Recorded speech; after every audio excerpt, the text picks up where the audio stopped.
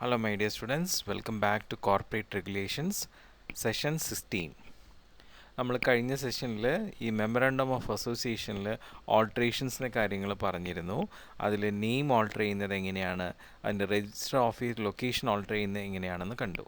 ഇന്ന് നമുക്ക് ബാക്കിയുള്ള ക്ലോസസ് എങ്ങനെ ഓൾട്ടർ ചെയ്യാം എന്നുള്ളത് നോക്കാം. ആദ്യം ഒബ്ജക്റ്റ് ക്ലോസ്. നമ്മൾ ഇതിലൊക്കെ ഈ ഓൾട്രേഷനിലൊക്കെ ഒരു കാര്യം നമ്മൾ പൊതുവായി മനസ്സിലാക്കിയത് എന്താണെന്ന് വെച്ച് കഴിഞ്ഞാൽ, ഓൾട്രേഷൻസ് വരുത്തുമ്പോൾ അതിനുള്ള റെസൊല്യൂഷൻ ഫോം ചെയ്യണം, അത് രജിസ്ട്രാറിനെ സബ്മിറ്റ് ചെയ്യണം. അതാണ് മെയിനായിട്ടും വരുന്നത്. ഇപ്പോൾ നമ്മുടെ ഒബ്ജക്റ്റ് ക്ലോസിൽ അങ്ങനെ തന്നെയാണ്. നമ്മൾ ഒബ്ജക്റ്റ് ക്ലോസ് ഓൾട്ടർ ചെയ്യണമെങ്കിൽ അതിനുള്ള സ്പെഷ്യലായിട്ടുള്ള റെസൊല്യൂഷൻ പാസ് ചെയ്ത് ആ ചേഞ്ച് കൺഫേം ചെയ്ത് അതിന് അധികാരി ചേഞ്ച് അധികാരിയാണ് കൺഫേം ചെയ്യേണ്ടത്.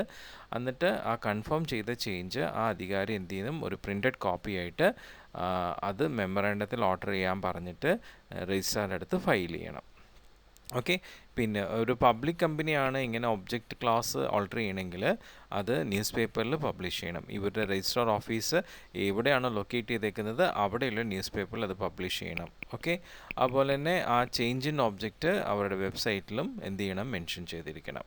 അങ്ങനെയാണ് ഒബ്ജക്റ്റ് ക്ലോസ് ഓൾട്ടർ ചെയ്യുന്നത്. ഇനി ലയബിലിറ്റി ക്ലോസ് ഓൾട്ടർ ചെയ്യുന്നത് എങ്ങനെയാണ്?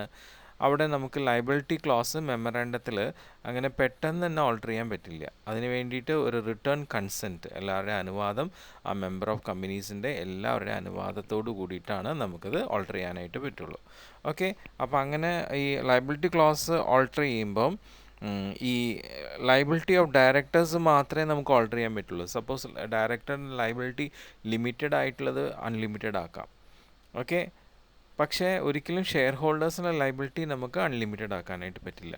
അപ്പോൾ ലയബിലിറ്റി ക്ലോസ് നമുക്ക് ചില പർട്ടിക്കുലർ ആയിട്ടുള്ള രീതിയിൽ മാത്രമേ ഓൾട്ടർ ചെയ്യാൻ പറ്റൂ എന്നുള്ളത് ചുരുക്കം. ഓക്കെ. അപ്പം ഈ ചേഞ്ചസ് ഇൻ ലയബിലിറ്റി ക്ലോസ് നമ്മൾ എന്ത് ചെയ്യണം, ഒരു സ്പെഷ്യൽ റെസൊല്യൂഷൻ ഫോം ചെയ്ത് അതിൻ്റെ കോപ്പി നമ്മൾ രജിസ്ട്രാറുടെ അടുത്ത് ഫയൽ ചെയ്യാനായിട്ട് ഏൽപ്പിക്കണം. അപ്പോൾ ആ രീതിയിലാണ് ലയബിലിറ്റി ക്ലോസ് ഓൾട്ടർ ചെയ്യുന്നത്. ഇനി നെക്സ്റ്റ് നമ്മുടെ ക്യാപിറ്റൽ ക്ലോസിൻ്റെ ഓൾട്രേഷനാണ്. കമ്പനിയുടെ ക്യാപിറ്റൽ ക്ലോസും ഇതുപോലെ തന്നെ സ്പെഷ്യലായിട്ടുള്ള ഒരു റെസൊല്യൂഷൻ, ഒരു ഓർഡിനറി റെസൊല്യൂഷൻ വെച്ചിട്ട് ഓൾട്ടർ ചെയ്യാം. അപ്പോൾ ആ രീതിയിൽ കമ്പനിക്ക് അവരുടെ ഷെയർ ക്യാപിറ്റൽ, ഓതറൈസ്ഡ് ആയിട്ടുള്ള ഷെയർ ക്യാപിറ്റൽ ഇൻക്രീസ് ചെയ്യാം. അതുപോലെ തന്നെ ഷെയർസിനെ കൺവേർട്ട് ചെയ്ത് സ്റ്റോക്ക് ആക്കാം, അങ്ങനെയുള്ള ഓൾട്രേഷൻ വരുത്താം. അതുപോലെ തന്നെ എല്ലാ ഷെയർസിനെയും കൺസോളിഡേറ്റ് ചെയ്ത് ഡിവൈഡ് ചെയ്യാം. അതുപോലെ തന്നെ സബ്സ്ക്രൈബ് ചെയ്യാത്ത ഷെയർസ് ക്യാൻസൽ ചെയ്യാം.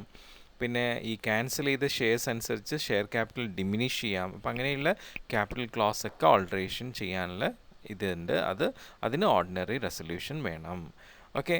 പിന്നെ നമ്മുടെ സബ്സ്ക്രൈബേഴ്സിൻ്റെ ഇതും അതുപോലെ തന്നെ റെസൊല്യൂഷൻ വെച്ച് നമുക്ക് എന്ത് ചെയ്യാം, ഓൾട്ടർ ചെയ്യാൻ പറ്റുന്നതാണ്. അപ്പം എന്ത് ഓൾട്രേഷൻസ് നമ്മൾ മെമ്മറാണ്ടം ഓഫ് അസോസിയേഷനിൽ ചെയ്യുമ്പോൾ അതിൽ ശ്രദ്ധിക്കേണ്ടത് ഇതാണ്: നമ്മൾ ഓൾട്രേഷൻ ആ റെസൊല്യൂഷൻ വരുത്തിയിട്ട് 30 ദിവസത്തിനുള്ളിൽ രജിസ്ട്രാറിനെ അടുത്ത് ആ ഡോക്യുമെൻറ്റ്സ് സബ്മിറ്റ് ചെയ്യണം എന്നുള്ളതാണ്. ഓക്കെ. സോ ഇതൊക്കെയാണ് നമ്മൾ മെമ്മറാണ്ടം ഓഫ് അസോസിയേഷനിലെ ഓൾട്രേഷൻസിൻ്റെ കാര്യങ്ങൾ.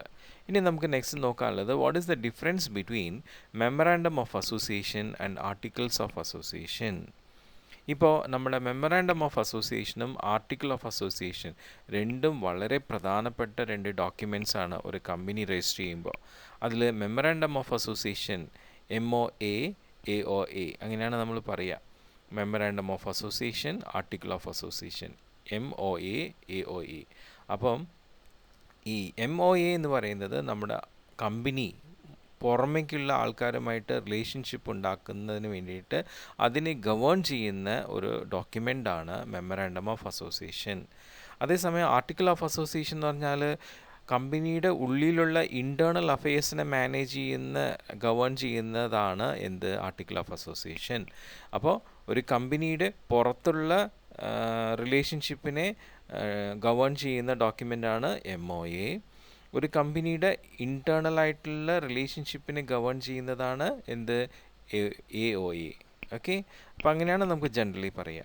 അപ്പോൾ നമ്മളുടെ ഡയറക്ടേഴ്സും മറ്റുള്ള എല്ലാ ഓഫീസേഴ്സും കമ്പനിയിൽ അവരുടെ ഫങ്ഷൻസ് പെർഫോം ചെയ്യുന്നത് ആർട്ടിക്കിൾ ഓഫ് അസോസിയേഷൻ അനുസരിച്ചിട്ടാണ്. അങ്ങനെ article of association memorandum of അസോസിയേഷൻ്റെ ഒരു സബോർഡിനേറ്റ് ആണ്. സുപ്പീരിയർ ആരാണ്? മെമ്മറാണ്ടം ഓഫ് അസോസിയേഷൻ ആണ്. അപ്പോൾ നമ്മുടെ article of association memorandum of അസോസിയേഷനെ സബോർഡിനേറ്റ് ചെയ്യുന്നത് കൊണ്ട്, അതായത് മെമ്മറാണ്ടം ഓഫ് അസോസിയേഷനെ ഫോളോ ചെയ്തിട്ടാണ് ആർട്ടിക്കിൾ ഓഫ് അസോസിയേഷൻ വരേണ്ടത്. അപ്പോൾ അതുകൊണ്ട് തന്നെ നമ്മൾ എപ്പോഴും ഓർത്തിരിക്കേണ്ട ഒരു കാര്യം, നമ്മളുടെ ആർട്ടിക്കിൾ ഓഫ് അസോസിയേഷൻ്റെ സ്കോപ്പ് ഒരിക്കലും മെമ്മറാണ്ടം ഓഫ് അസോസിയേഷൻ്റെ സ്കോപ്പിനെ എക്സീഡ് ചെയ്യാനായിട്ട് പാടില്ല, അതിൻ്റെ ഉള്ളിൽ ഒതുങ്ങി നിൽക്കാനേ പാടുള്ളൂ. ഓക്കെ, സോ നമ്മുടെ ആർട്ടിക്കിൾ ഓഫ് അസോസിയേഷനിൽ നമ്മൾ എന്തൊക്കെ കോൺട്രാക്റ്റാണ് ഫോം ചെയ്യണമെന്ന് വെച്ച് കഴിഞ്ഞാൽ, ഒന്ന് ആ കമ്പനിയിലുള്ള മെമ്പേഴ്സ് തമ്മിലുള്ള കോൺട്രാക്റ്റ്, പിന്നെ കമ്പനിയും മെമ്പേഴ്സും തമ്മിലുള്ള കോൺട്രാക്റ്റ്. ഓക്കെ, പിന്നെ ഈ ആർട്ടിക്കിൾ ഓഫ് അസോസിയേഷൻ വളരെ ഇമ്പോർട്ടൻ്റ് ആണ് കമ്പനിക്ക് എന്ന് പറയാനുള്ള കാരണം, ഈ ആർട്ടിക്കിൾ ഓഫ് അസോസിയേഷനാണ് ആ കമ്പനിയിൽ വർക്ക് ചെയ്യുന്നവരെയും കമ്പനിയും തമ്മിൽ ബന്ധിപ്പിക്കുന്നത്. അതുമാത്രമല്ല, കമ്പനിയിലുള്ള എല്ലാവരെയും തമ്മിൽ ബന്ധിപ്പിക്കുന്നതും ആർട്ടിക്കിൾ ഓഫ് അസോസിയേഷനാണ്. ഒരിക്കലും പുറമേയുള്ള വേൾഡുമായിട്ട് ഈ ആർട്ടിക്കിൾ ഓഫ് അസോസിയേഷന് ബന്ധം വരുന്നില്ല. ഇത് ഇൻറ്റേർണൽ അഫയേഴ്സിനെ മാത്രമേ ഡീൽ ചെയ്യുന്നുള്ളൂ. അപ്പോൾ അതുകൊണ്ട് നമ്മുടെ ഓർഗനൈസേഷൻ്റെ സ്മൂത്ത് ആയിട്ടുള്ള ഫങ്ഷനിങ്ങിന് ഇത് വളരെയധികം ആവശ്യമാണ്. ഓക്കെ, ഇനി നമുക്ക് നെക്സ്റ്റ് നോക്കാനുള്ളത് നമ്മുടെ ആർട്ടിക്കിൾസ് ഓഫ് അസോസിയേഷൻ്റെ കണ്ടൻ്റാണ്. അങ്ങനെ പ്രത്യേകിച്ചും ഒരു സ്പെസിഫിക് ആയിട്ടുള്ള ക്ലോസ് ഒന്നും ഇല്ല ആർട്ടിക്കിൾ ഓഫ് അസോസിയേഷനിൽ എന്തൊക്കെയാണ് ഉൾപ്പെടുത്തേണ്ടതെന്നുള്ളത്. പക്ഷേങ്കിലും ഓരോ കമ്പനിയുടെ റിക്വയർമെൻറ്റ് അനുസരിച്ചിട്ട് നമ്മളതിൽ ജനറൽ ആയിട്ടുള്ള ചില കാര്യങ്ങൾ ഇവിടെ പറയുന്നുണ്ട്. അപ്പോൾ ആർട്ടിക്കിൾ ഓഫ് അസോസിയേഷനിൽ നമ്മളുടെ ഷെയർ ഹോൾഡേഴ്സിൻ്റെ റൈറ്റ്സ്, അവരുടെ അധികാരങ്ങൾ, പിന്നെ നമ്മുടെ ഡയറക്ടേഴ്സിൻ്റെ ലയബിലിറ്റീസ്, ഡ്യൂട്ടീസ്, പവേഴ്സ്, പിന്നെ നമ്മുടെ അക്കൗണ്ട്സ് ആൻഡ് ഓഡിറ്റ്സിനെ കുറിച്ചുള്ള ഡീറ്റെയിൽസ്, ഇതെല്ലാം ആർട്ടിക്കിൾസ് ഓഫ് അസോസിയേഷനിൽ കണ്ടൻ്റായിട്ട് വരുന്നതാണ് ജനറലി. പിന്നെ നമ്മുടെ ആർട്ടിക്കിൾ ഓഫ് അസോസിയേഷനിൽ കണ്ടൻ്റായിട്ട് വരുന്നതാണ് മിനിറ്റ്സ് ഓഫ് മീറ്റിങ്സ്. നമ്മൾ മീറ്റിങ്സൊക്കെ കൂട്ടുമ്പോൾ ഫോം ചെയ്യുമ്പോൾ അതിൻ്റെ മിനിറ്റ്സ് എങ്ങനെ വേണം എന്നുള്ളത്. പിന്നെ നമ്മുടെ കോമൺ സീലിനെ കുറിച്ചുള്ള റൂൾസ്, പിന്നെ നമ്മുടെ വൈൻഡിങ് അപ്പ് ദ കമ്പനിയുടെ കുറിച്ചുള്ള പ്രൊസീജിയേഴ്സ്, പിന്നെ നമ്മളുടെ കമ്പനിയുടെ ബോറോയിങ് പവേഴ്സ്, പിന്നെ നമ്മുടെ ഷെയർസ് ട്രാൻസ്ഫർ ചെയ്യാനുള്ള പ്രൊസീജിയർ, അതുപോലെ ഷെയർ ക്യാപിറ്റൽ കമ്പനിയുടെ എങ്ങനെയാണ് ഓൾട്ടർ ചെയ്യേണ്ടത് അതിൻ്റെ പ്രൊസീജിയർ, ജനറൽ മീറ്റിംഗ് ഏത് രീതിയിലാണ്, അതിൻ്റെ നോട്ടീസ് കാര്യങ്ങൾ എങ്ങനെയൊക്കെയാണ് അതിൻ്റെ ഡീറ്റെയിൽസ്, പിന്നെ നമ്മുടെ ജനറൽ മീറ്റിങ്ങിൽ മിനിമം അറ്റൻഡൻസ് എത്ര വേണം എന്നുള്ളതിനെക്കുറിച്ചുള്ള റെഗുലേഷൻസ്, പിന്നെ നമ്മുടെ ആനുവൽ ജനറൽ മീറ്റിങ്ങിൻ്റെ ഒരു അജണ്ട എങ്ങനെയായിരിക്കണം, പിന്നെ അതുപോലെ നമ്മുടെ ഫിനാൻഷ്യൽ റെക്കോർഡ് എങ്ങനെ മെയിൻറ്റെയിൻ ചെയ്യണം എന്നുള്ള പ്രൊസീജിയേഴ്സ്, അക്കൗണ്ടിങ് പീരീഡ് എന്താണെന്ന് ഡിറ്റർമിൻ ചെയ്യുന്നത്, പിന്നെ നമ്മളുടെ റെസൊല്യൂഷൻ പാസ് ചെയ്യുന്നതിൻ്റെ പ്രൊസീജിയർ അതെങ്ങനെയാണ് ഡിറ്റർമിൻ ചെയ്യുന്ന ആ കാര്യങ്ങൾ, ഇങ്ങനെയുള്ള പൊതുവായിട്ടുള്ള കാര്യങ്ങളാണ് ആർട്ടിക്കിൾ ഓഫ് അസോസിയേഷനിൽ ഉൾപ്പെടുത്തിയിട്ടുള്ളത്. ഇതിലും കൂടുതൽ വേറെ സ്ഥലത്ത് പലരും പറയുന്നുണ്ട്, പക്ഷേ ജനറലായിട്ട് വരുന്നത് ഇതൊക്കെ തന്നെയാണ്. അപ്പോൾ അങ്ങനെ നമ്മളുടെ മെമ്മറാണ്ടം ഓഫ് അസോസിയേഷനും ആർട്ടിക്കിൾ ഓഫ് അസോസിയേഷൻ രണ്ടും നമ്മളുടെ ഒരു കമ്പനിയുടെ വളരെ എസെൻഷ്യൽ ആയിട്ടുള്ള ഒരു ഡോക്യുമെൻ്റായിട്ട് മാറുകയാണ് ചെയ്യുന്നത്. അതിൽ നമുക്കറിയാം MOA ഔട്ട്സൈഡ് വേൾഡായിട്ടും AOA ഇൻറ്റേർണൽ അഫയേഴ്സുമായിട്ടാണ് ഡീൽ ചെയ്യുന്നത്. സോ നമ്മുടെ മെമ്മറാണ്ടം ഓഫ് അസോസിയേഷൻ നമ്മളുടെ കമ്പനി ഫോർമേഷന് വേണ്ടിയിട്ടുള്ളൊരു ഫണ്ടമെൻ്റൽ ഡോക്യുമെൻ്റാണ്. അപ്പോൾ നമ്മുടെ കമ്പനിയുടെ ഒരു പ്രമാണമായിട്ടാണ് MOA നിലകൊള്ളുന്നത്. ആ ഒരു MOA ഇല്ലാതെ ഒരിക്കലും ഒരു കമ്പനി ഇൻകോപ്പറേറ്റ് ചെയ്യാൻ പറ്റില്ല, രജിസ്റ്റർ ചെയ്യാൻ പറ്റില്ല. അതുകൊണ്ട് തന്നെ ഈ പറയുന്ന MOAയും AOAയും രണ്ടും കൂടി ചേർന്നിട്ടാണ് ഒരു കമ്പനി കോൺസ്റ്റിറ്റ്യൂട്ട് ചെയ്യുന്നത്. ഇനി എപ്പോഴും എക്സാമിന് ചോദിക്കുന്ന ഒരു ഇതാണ്, what is the difference between MOA and AOA? Okay, നമുക്ക് ആദ്യമേ പറയാം. MOA മെമ്മറാണ്ടം ഓഫ് അസോസിയേഷൻ എന്ന് പറയുന്നത് it deals with the relationship of the company with the outside world. അതേസമയം നമ്മളുടെ AOA it deals with the internal affairs of the company. ഇനി നമ്മളുടെ MOA ഇത് നമ്മളുടെ കമ്പനി ആക്ട് 2013 സെക്ഷൻ 2/556 ഡിഫൈൻ ചെയ്തിട്ടുള്ളത്. Article of association ആണെങ്കിൽ കമ്പനീസ് ആക്ട് 2013 2/5 ഡിഫൈൻ ചെയ്തിട്ടുള്ളത്. ഇനി നമ്മുടെ MOAയിലാണ് കമ്പനിയുടെ ഒബ്ജക്ട്സ് ഉള്ളത്, ആർട്ടിക്കിൾ ഓഫ് അസോസിയേഷനിൽ കമ്പനിയുടെ റൂൾസാണ് ഉള്ളത്.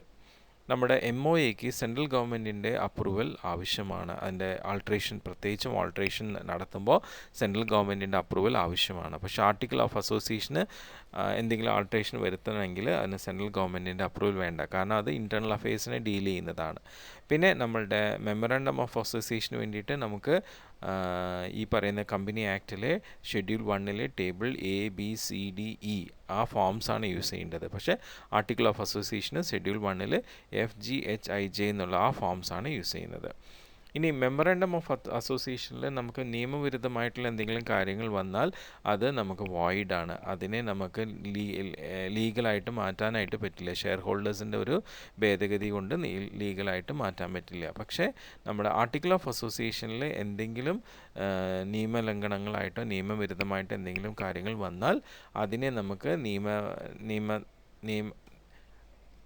നിയമാനുസൃതമായിട്ട് മാറ്റിയെടുക്കാൻ പറ്റും. അത് ഷെയർ ഹോൾഡേഴ്സിൻ്റെ ഭേദഗതി വെച്ചിട്ട് ചെയ്യാൻ പറ്റും. പിന്നെ നമുക്ക് ഈ മെമ്മറാണ്ടം എപ്പോഴും ഈ കമ്പനി ആക്ടിന് അനുസൃതമായിട്ടിരിക്കണം. അതിനെ അനുസരിക്കുന്ന രീതിയിലായിരിക്കണം, അതിന് വ്യതിചലിച്ചിട്ടുള്ള രീതിയിലാവരുത്. പക്ഷേ ആർട്ടിക്കിൾ ഓഫ് അസോസിയേഷൻ അതേപോലെ മെമ്മറാണ്ടത്തിന് വ്യതിചലിച്ചാവരുത്. മെമ്മറാണ്ടത്തിൻ്റെ ഒബ്ജക്ട്സിൻ്റെ ഉള്ളിൽ ഒതുങ്ങുന്ന രീതിയിലായിരിക്കണം ആർട്ടിക്കിൾ ഓഫ് അസോസിയേഷൻ. അപ്പോൾ ഇതൊക്കെയാണ് memorandum of association, article of association തമ്മിലുള്ള ഡിഫറൻസസ്.